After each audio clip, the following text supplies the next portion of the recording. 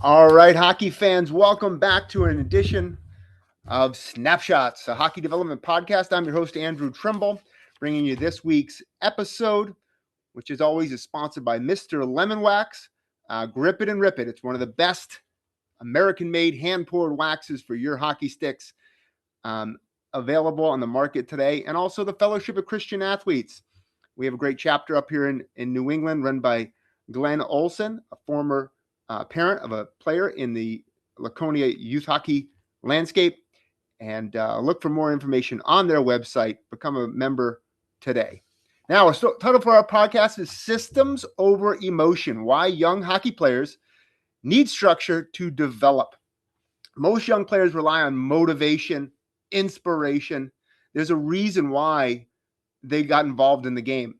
But elite players develop with systems. And I'm not just talking about forechecking, backchecking, D-zone. I'm talking about structured plans to help them stay integrated, motivated, and consistent with their development in the game. Players under 18 do not need more hype. We got a million podcasts and we got a million YouTube videos that provide inspiration. What they need is some daily habits, structure, consistency, repeatable systems that create long-term growth. Most youth hockey players are trying to improve with random effort instead of repeatable systems. Now, there is something to be said for unstructured play and unstructured fun, taking the coaches out of the equation. But you'll find that most kids have an internal drive, or many kids have an internal drive, where if they stay consistent with certain practices, they'll find immediate fun and motivation within those practices, and then long-term significant growth. Development is not built in one camp, in one lesson, or one great weekend. It's built through consistent habits repeated over time. Now, what is a system? What am I talking about? A couple different things. Number one, a system for repeatable habits, structured development, schedule. Schedule is important. That comes with sleep, rest, all the things you can think about. And then measurable routines and structure that removes excuses. If you're not feeling great today, a little under the weather, but you still have things that you need to accomplish, it alleviates some of that pressure that you have to make, and just says, well, this is part of my daily routine. Now, motivation changes daily. One of the greatest quotes I've ever heard in my life is that no two people are the same and no one person is the same 2 days in succession. Some days I'm up, some days I'm down. Now, I'm certainly not bipolar or anything like that, but there's things that go on in our everyday life that change and tweak who we are. So it's important to recognize motivation changes daily. So systems in place and a structure keeps players progressing when motivation disappears. Most athletes don't fail because they lack talent. They fail because they lack structure. And some are internally driven, will develop those own structures on their own. But if you have a kid who might not fully understand it, it's important to work with them to create that environment. I think of Herschel Walker. Everybody remembers him as a running back in both the USFL and the NFL, and he was one of the greatest college running backs of all time. Now, he was bullied when he was a kid. He was overweight. He was overlooked up until about freshman year of high school. But he developed repeatable, structured patterns. He was sick of getting picked on. So what he did was he set a goal for his push-ups, his sit-ups, his squats every single day, and it transformed his body. It gave him confidence to become the athlete that he became. Now, obviously, Herschel Walker is an immense talent who was had God-given abilities. But would those abilities push through if he didn't develop the structures around? I don't know. That's the question to be answered by another more intelligent person, or Herschel himself. Now, systems that actually help U18 players. And we're going to talk first about just the structural systems in a hockey game. So your forecheck, your D zone, your offensive zone, your special teams.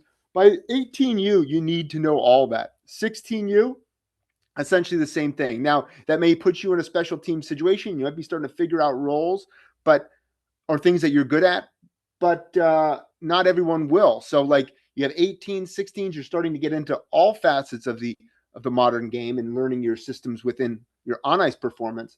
But by 14U, it's a little bit less. Maybe you don't know those special teams. Maybe you know a forecheck, one forecheck, and then a D-zone coverage, and then your offensive zone or neutral zone. But by the time you're at 12U, you're really focused on maybe your forecheck and your D zone, face-off alignment, one or two of those.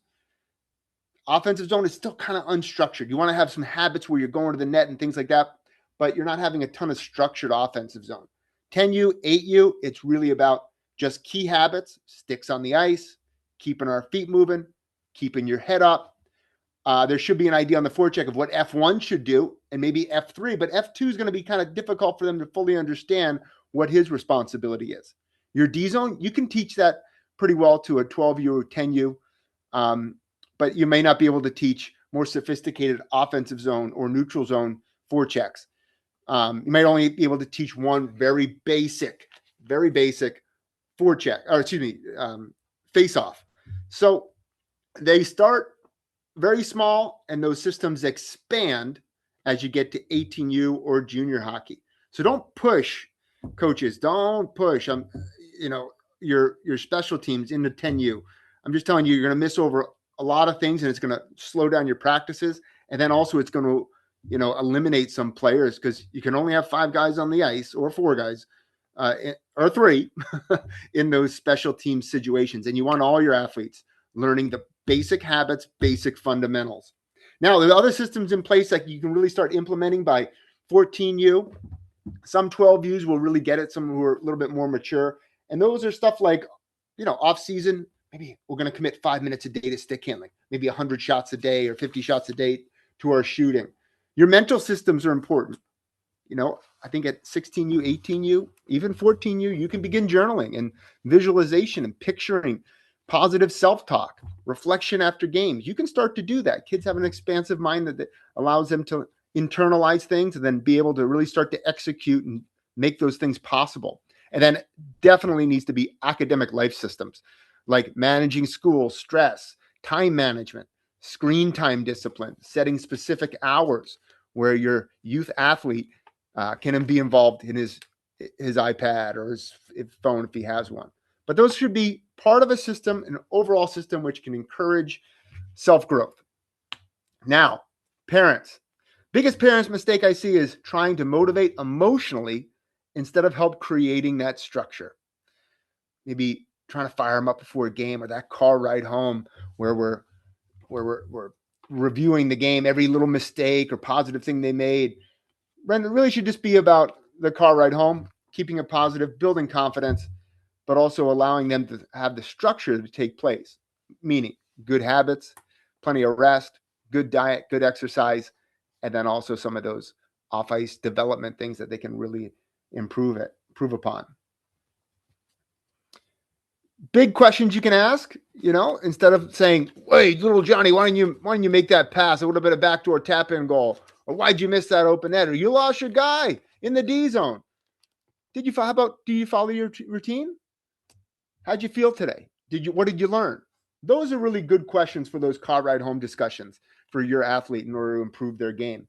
And he keeps things light, but also focuses on their own development. Now, coaches and development systems. Standards, habits, accountability, and repeatable actions. Those are the things in my opinion, coaches should build. They should build into their teams, not just the on-ice systems, but also those standards, discipline, those habits, things that they want to do on the ice, and encourage positive habits off the ice. Accountability. If you made a mistake, take ownership of it. If you took a bad penalty, take ownership of it. And then repeatable expectations. We go out today, I don't expect to win every game, but I expect us to compete hard, to listen, to be good teammates, and to support one another. If you do those, you have a good framework for a great season. Habits are incredibly important to teach. Incredibly important. I always think of, I can't remember the coach that told me, but I learned it a long time ago that stopping on the net, and it wasn't something that I was taught necessarily growing up, but I always reinforced, you got to go to the net. Sticks got to be on the ice. But we still did a lot of drills in the 1980s where, inevitably we wound up in the corner. We took a shot, peeled off to the corner.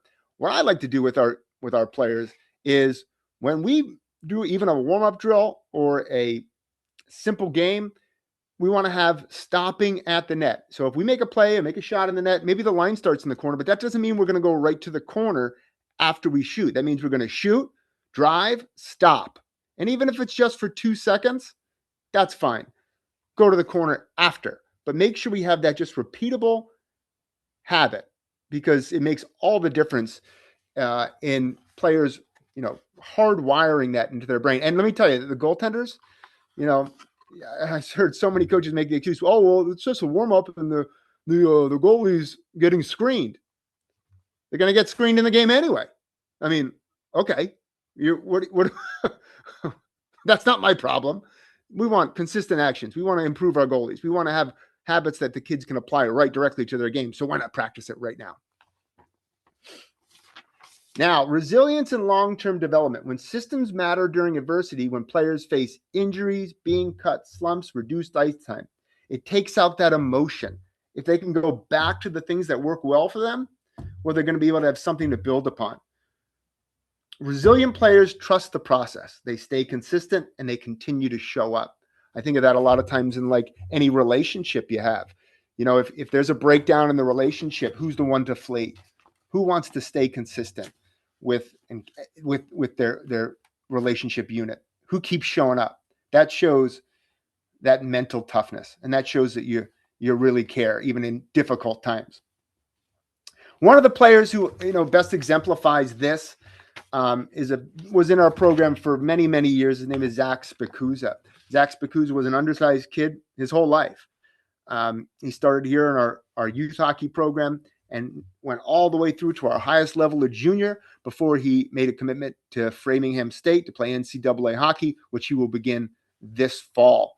And Zach had years where he wasn't super productive.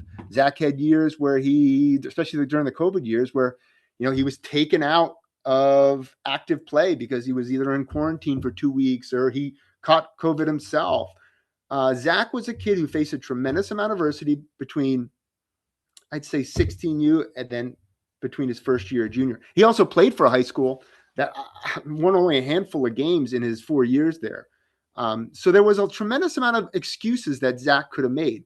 But Zach was a player that went to the net. I could use him on the power play, on the PK. He had understood those roles. He was always came into camp as one of the best shape, in the best shape he possibly could, and really always won kind of our mile-long test that we have at the beginning of our training camp season. So he had repeatable habits done by positive things and set a good work ethic. So he eventually became a leader, not just a player who was on the roster. And if you look at, his first year U16, he scored 1 goal all season. And this was like a 40-game season. But the next year, he was almost a point a game. And by the time he got to junior, he became one of the best players in any environment that he was in. So having those long-term focus in mind, accompanied by a daily repetition to make it happen, makes all the difference in the world. Consistency beats intensity. Development might be boring on a normal, beautiful, sunny day, but the best players master those simple habits, and confidence comes from that preparation. Most players are searching for secrets. There are no secrets. I always say, it's a ladder to the top and not an elevator. You have to work, improve every rung. You have to excel. And once you do that, then you can reach where you need to go. But you can't just take an elevator up 3 stories and be like, oh, here I am, guys. You're not ready. You got to build those habits. You got to build that structure. The players who separate themselves build systems they can repeat every single day. Hopefully this podcast provided you some information that you can use with your athletes, whether it be age specific with your teams as a coach, or if you're a player yourself, maybe you start to work to put those systems in place. I have actually a free download on my Substack and also on my YouTube, where you can download that. It helps you set out your plan for 30 days in the summer here. It's a summer development tracker. You can print off many copies and make it June, July, August. I don't care. Have fun with it. Remember to subscribe to the Hockey Development Hub. Download that development tracker. It's a great resource that you have available at your fingertips for anybody who's listening to this podcast. Follow AI Hockey Advisor or follow Scoring Concepts on Instagram. And, share this with friends so you can like and subscribe and follow. These podcasts come to you every single week, and they give a brief snapshot. That's why we have the name of what's going on in the hockey world and maybe something that could help your game. Motivation is unreliable, guys. Systems, deliberate practice, repeatable structure, they make all the difference. Thanks again to Mr. Lemonwax and Fellowship for Christian Athletes. I'm Andrew Trimble. Enjoy the rest of your day.